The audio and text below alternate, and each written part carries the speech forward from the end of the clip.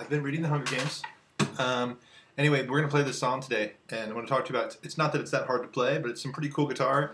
It's finger-picked, so we're going to work on some arpeggios. We're going to talk about the chords. I'm posting a tab to this right now at my website. There's a link below, so you can check that out. Kind of went through the verse, the pre-chorus, and the chorus, just kind of did it all as note for note as possible. So that tab will help you. You're going to need it because there's some kind of complicated moments.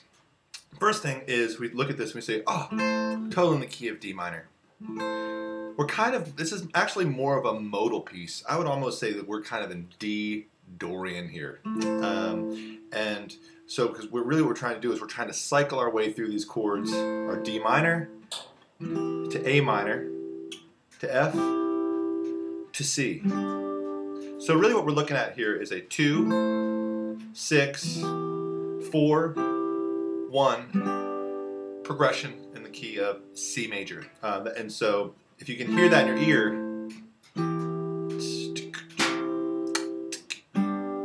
and everything's pretty straightforward. We're capoed at the 7th fret. We're using a D minor chord. My fingers are still as close to the next fret as I possibly can be. It'll be easier to push down. A minor. My F, I'm playing it like I play an F major 7. I'm not doing a double stop on the first 2 strings just because I don't really need it. I'm not really hitting the first string with this. I'm just playing strings 4, 3, and 2. Back to C.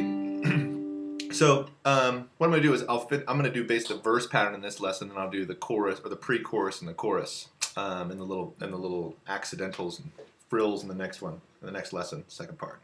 So to start with, we talk about arpeggios, and we're going to talk about our right hand.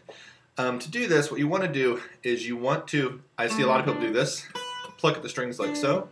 To get a really good smooth legato arpeggio, and arpeggio means a chord played one note at a time, we're going to just take these chords, and our thumb is going to play the bass note, our pointer finger, our middle, and our ring are going to play 3 other notes. So that we can kind of block them in like so. So if we make a nice line with our fingers and just kind of lightly curl them, they'll each want to kind of go to their own string. So if we put our thumb on our 4th string, I'm planting them all.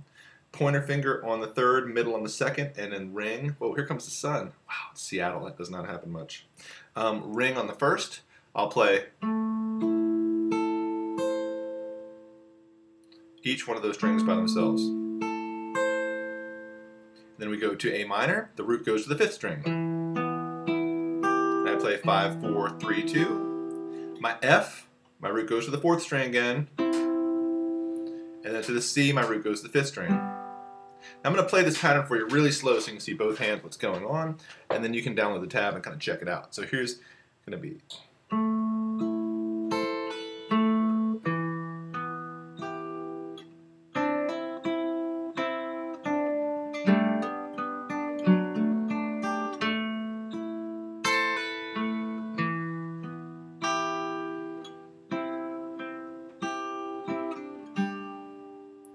Right? Now, so that's the basic gist of it. The thing to make this thing work is the pull-offs and the hammer-ons. That's what makes this thing sound so cool. So we have a couple different spots of pull-offs and hammer-ons, and I want to talk about the technique of doing them because they're pretty important. On the D minor, what we're going to do is we play 4, 3, then we hit 2 and 1 together, and on my pull-off, I'm going to pull off my pointer finger to the 1st string open. And what we want to do to practice that is a pull-off shouldn't just be lifting your finger off the string.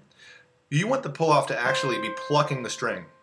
So what I'm doing is I'm pulling, you kind of maybe almost hear it, right? I'm plucking that string, and maybe it'll hurt a little bit at first.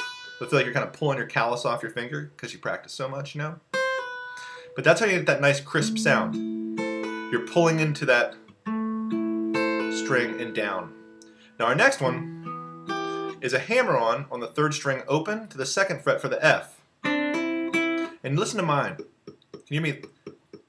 That sound of me hitting the fretboard? A good hammer-on, which is the opposite of a pull-off, uses that energy from the 3rd string open, and I'm quickly hitting down. I'm not traveling too much. My middle finger isn't flying up really high. I'm just quickly getting it right in the right spot. You'll get that nice clean hammer-on. Same thing on C.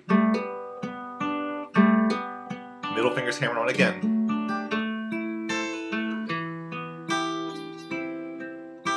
Now this one right here is a little tricky. On this last F, before we go back to C, it's going to be a pull off, and we're going to pull our middle finger down to have the third string open. So it'll go from the second fret of the third string to open. I want to create that melody. A pull off, if you're not doing on the first string, what you want to do is you want to actually practice pulling into the next string. So what I do, I'm pulling that finger down into the next string, and that's going to make sure you get a nice crisp sound. You know, you see a lot of pull offs like this.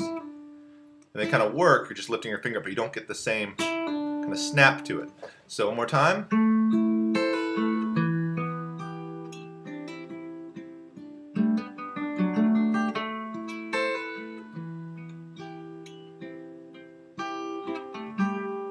Sounds good, huh? Okay, I'll come back and teach you the rest of it in a little bit.